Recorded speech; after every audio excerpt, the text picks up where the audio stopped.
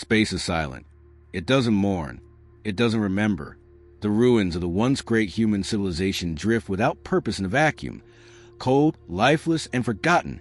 Cities carved into asteroids, orbital rings around suns, entire planetary archives, now reduced to scrap. Where once billions of voices filled the stars with laughter, music, and defiance, now only broken signals flicker across dying satellites. There are no eulogies in the void, only the quiet decay of a people that dared to reach too far and burned everything in the process. But one heartbeat still echoes. One last thread of humanity survives, hidden, hunted, haunted. The last human, not a hero, not a chosen one, just someone who kept moving when the universe demanded stillness, who kept breathing when everyone else stopped. He doesn't speak often anymore. There's no one to talk to, but the memories stay sharp. Earth before it burned, blue skies over green hills, a sister's laughter, the gentle scratch of a dog's paw at the door, a home that no longer exists, a family tree cut at the root. Yet the mind clings to fragments, like frost on broken glass. He doesn't cry. Tears dried up years ago. But sometimes he hums. Ancient songs only humans knew. The signal interrupts the silence. High frequency, encrypted, unmistakable. A hunter's ping. Triangulation code embedded. He's been marked. Again, the galaxy's apex species consider it sport. One human left as no threat, just a relic, a curiosity. But pride demands it ends.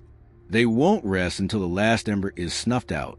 It's not extermination anymore. It's ritual. He's heard stories in intercepted chatter. How the Zarkith learned terror from Earth's infantry. How human prisoners dismantled entire fleets with nothing but stripped wire and fire. How humans once defied 100 empires at once and laughed as they died. But stories fade. Now he's a story. And if he dies, the stories die too. He touches the old insignia burned into his worn sleeve. A forgotten unit. No one left to salute. His hands are calloused, trembling slightly but steady. He checks the charge on the fusion core, low. Food supply critical. Atmosphere seal, barely holding. But he's alive, and that still matters. The hunter is close now. Its signal pulses faster. The tone has changed. Not scanning, tracking. It knows he's here, and it wants him to know. A game, a hunt. He moves. Every movement is deliberate. No wasted energy. Years of surviving on dead ships taught him efficiency. He learned to think like the enemy, then think better. Not just how to run, but where to run, when to fight, when to vanish. He doesn't rely on brute force. Never could. That was never humanity's advantage. The advantage was always something else. Something no other species quite understood. The refusal to quit. The irrational belief that impossible odds meant only that victory would take a little longer. Humans didn't evolve with fangs or venom or steel skin. They evolved with curiosity and spite. They didn't survive because they were the strongest. They survived because they didn't know how to stop. He thinks of his great-grandfather's stories, of how humans once lived in cities that scraped the sky, how they built homes on frozen moons and stoked suns to light new worlds. He remembers hearing that humans argued with gods and rewrote the rules of existence, not because they could, but because someone said they shouldn't. That's what they couldn't kill. Not with bombs. Not with plagues. Not even with 1,000 years of war. And now, that indestructible spark is compressed into one man's chest. It flares with every breath he takes. He descends into the lower levels of the derelict outpost, the metal echoing under his boots. Each corridor carries ancient signs in old earth tongues, languages long dead. But he reads them, remembers them. He doesn't speak them aloud. Not anymore. Speaking is for people who expect to be heard. He pauses. The sensors scream for a second, then fall silent. The hunter's close. Close enough to taste his heat signature. It's here. He tightens a strap on his sidearm. It's barely functional, but the threat of fire is sometimes enough. He's not here to win a fight. He's here to survive it. He rewires an access panel. Fingers working from memory. Human tech was modular, crude to aliens, but that crudeness was genius. It meant one could fix it with scraps and hope. The panel sparks, just enough to create a false trace. A second signal appears. The hunter slows. The deception worked. Another 5 minutes. That's all he needs. He slips through a service shaft. Filthy, cramped, designed for maintenance drones, not men. But humans always made things work. He crawls through decades of dust and memory. A whisper in the dark. Behind him, the signal pulses again. The hunters found the decoy. And it's angry. Good. He drops into a collapsed storage bay and checks the old solar generator. Long dead, but the capacitors still hold a charge. Enough for one pulse. He links the system to his neural trigger, breath slowing. Heartbeat calm. The hunter will breach in 60 seconds. He doesn't pray. There's no one left to pray to. But he remembers. He remembers Earth. And Earth remembers him. Because memory is resistance. He stares down the corridor. The signal flares. The pulse arrives like a thunderclap. And he moves. The pulse was only meant to blind the sensors. But it did more. The hunter hesitated. Just enough. He surged forward, slipping past collapsing corridor as the ancient system groaned under the overload. The heat from the charge fused the decoy panel. A false trail now radiated through the station's ventilation grid. Let them chase ghosts. He didn't stop. The hunter was only the first. More would follow. The signal meant he'd been flagged, marked by their kill code. Galactic bounty law didn't apply anymore. This was personal. They had records of what humans did to their ancestors. Even their children were taught, if you ever meet a human, you kill it first. He dropped into an auxiliary bay once used for planetary cargo drops. Now it was just hull breaches and gravity anomalies. His feet barely clung to the magnetic plating. The silence deepened.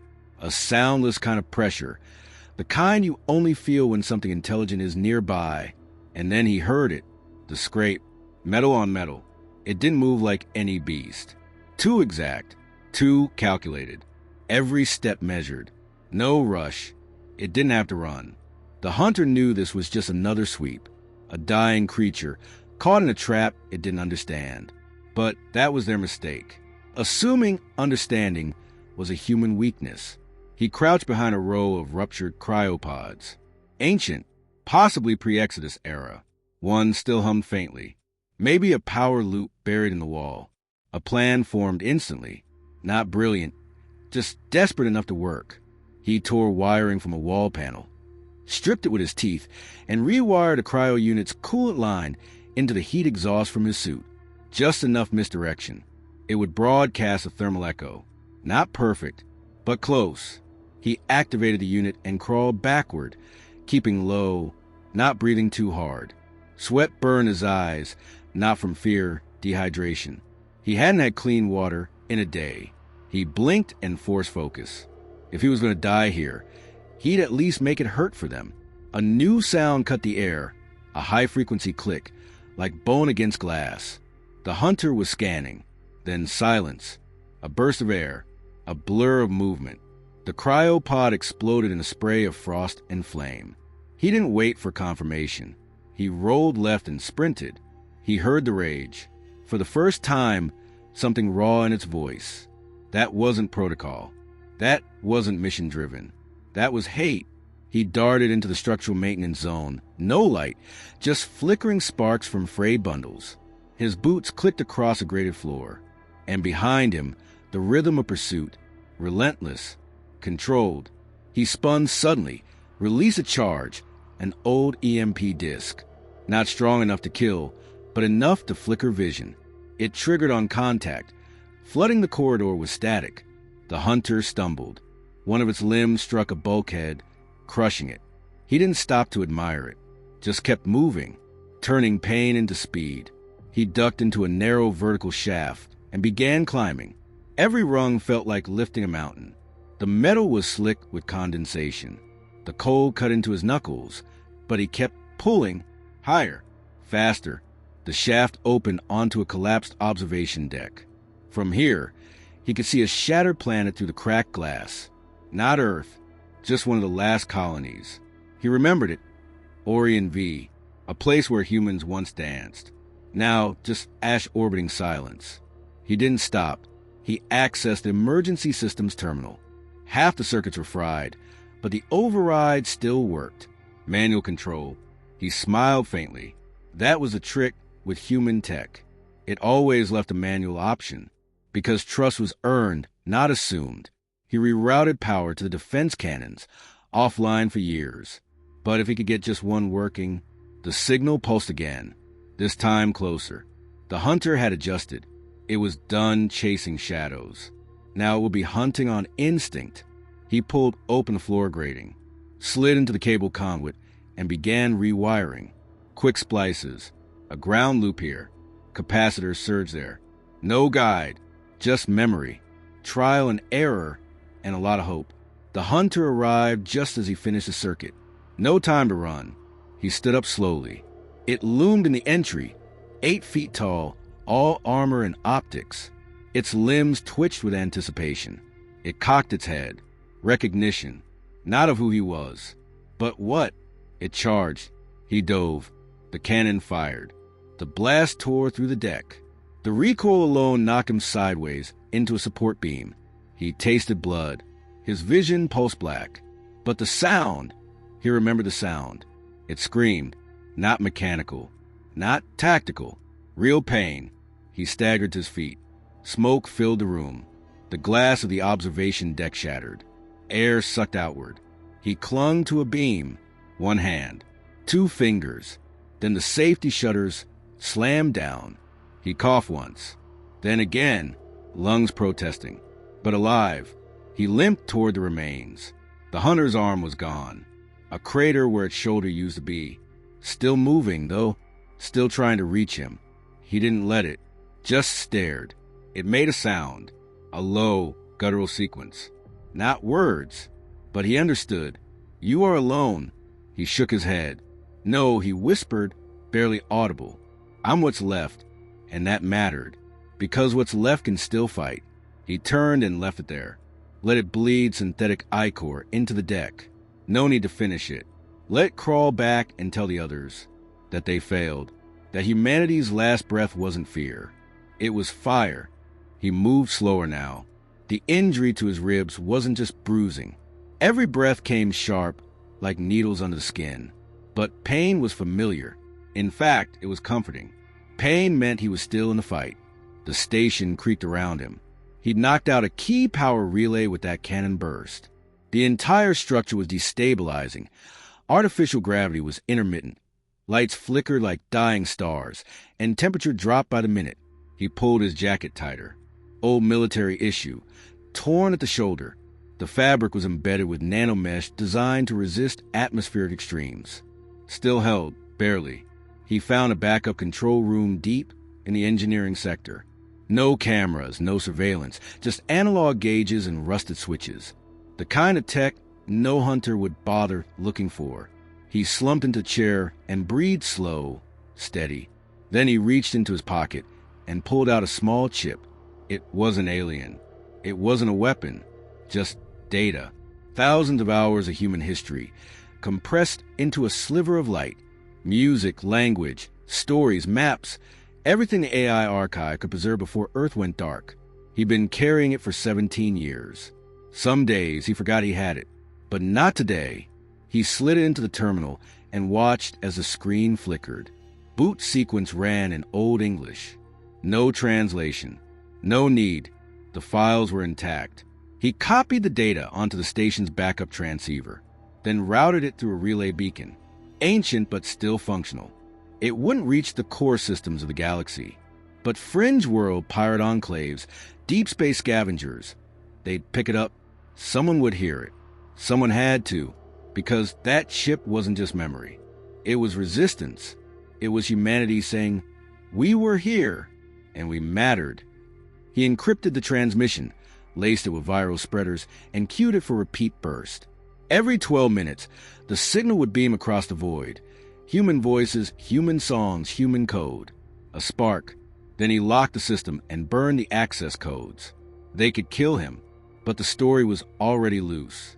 He stood, still swaying from pain, and checked the motion tracker.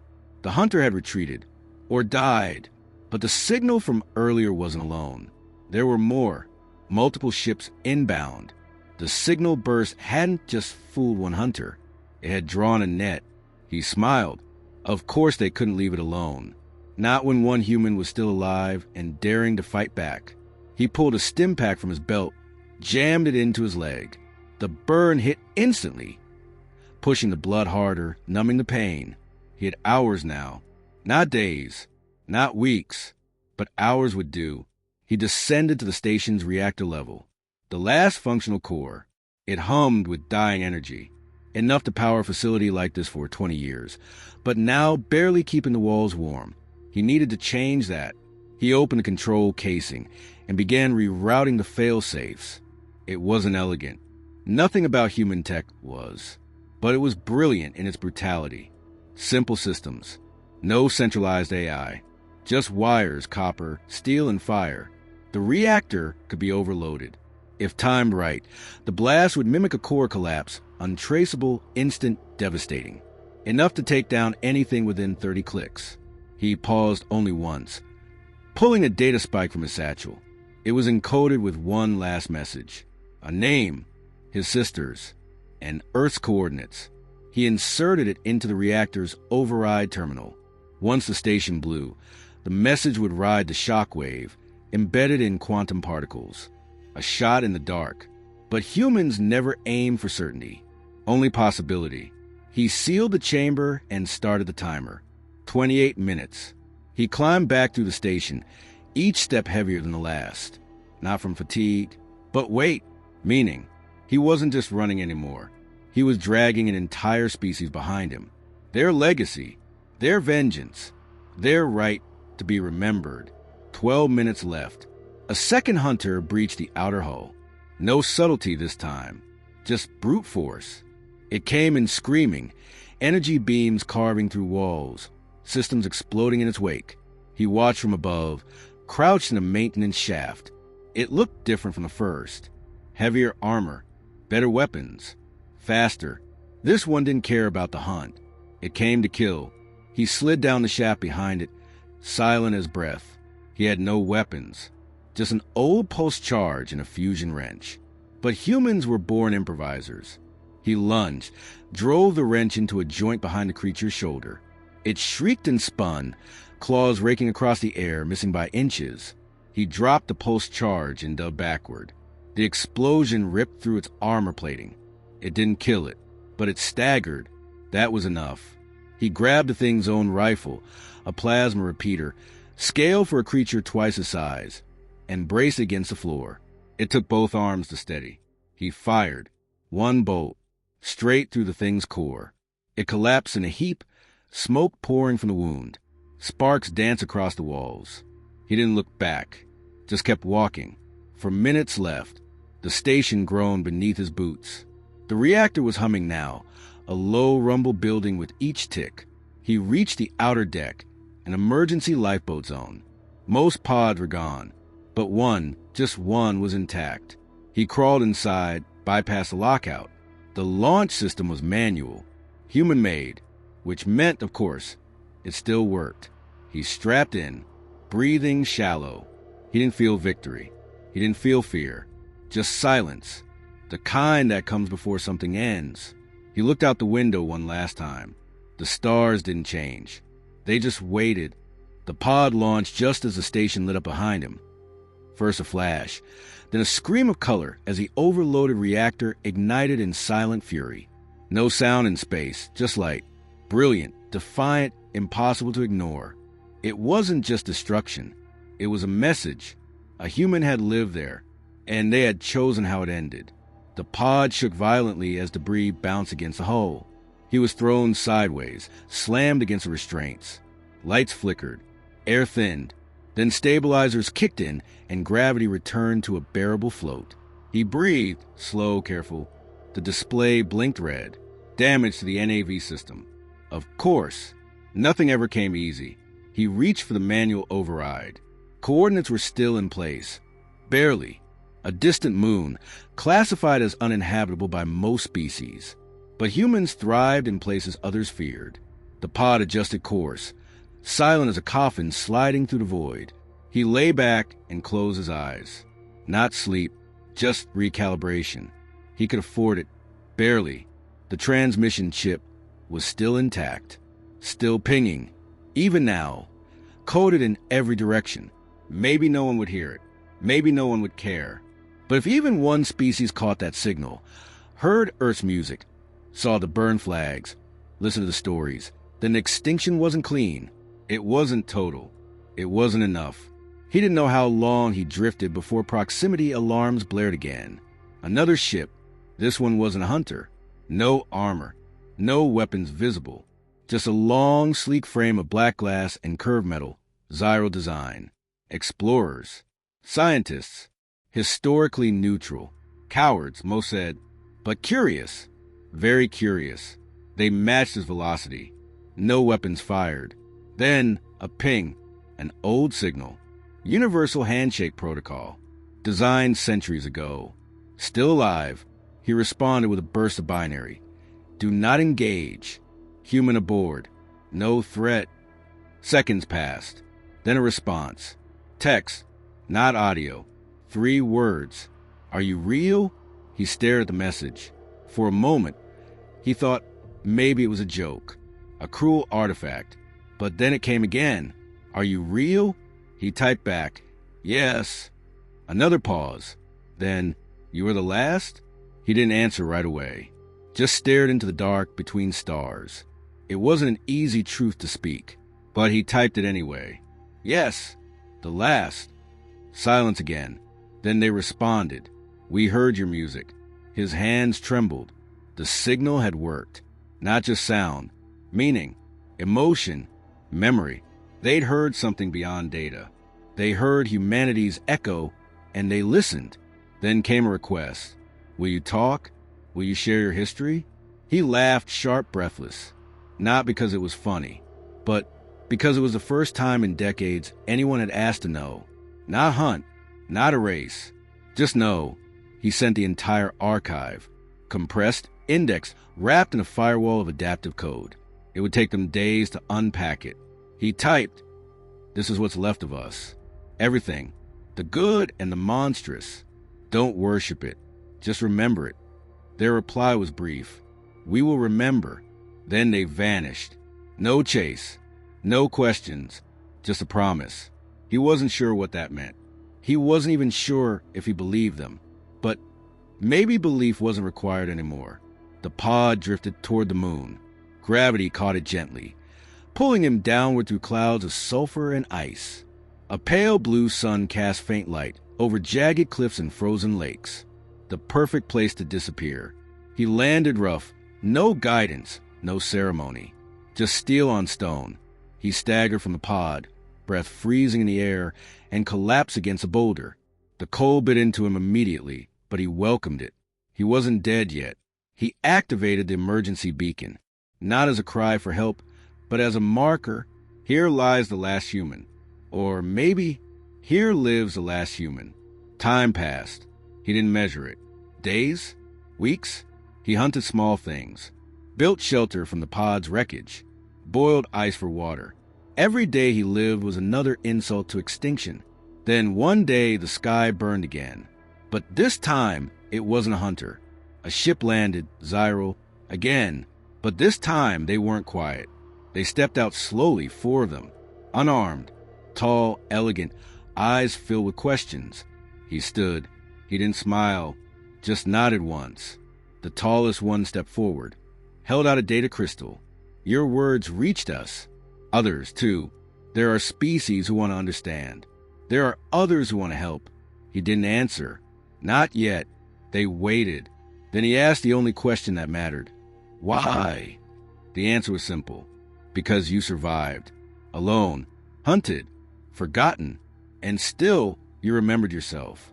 That is rare. That is human. He took the crystal and turned away. Not in anger. Just in thought. Because for the first time in a long time, survival wasn't the only goal. Now he had witnesses. And witnesses become storytellers. He'd lost Earth. Lost friends. Family. Even his name felt like a memory too distant to chase. But if someone remembered what it meant to be human, if someone out there could look at the stars and say, "We learned this from them," then it wasn't over. Not really. The age of humans had ended, but their story was just beginning.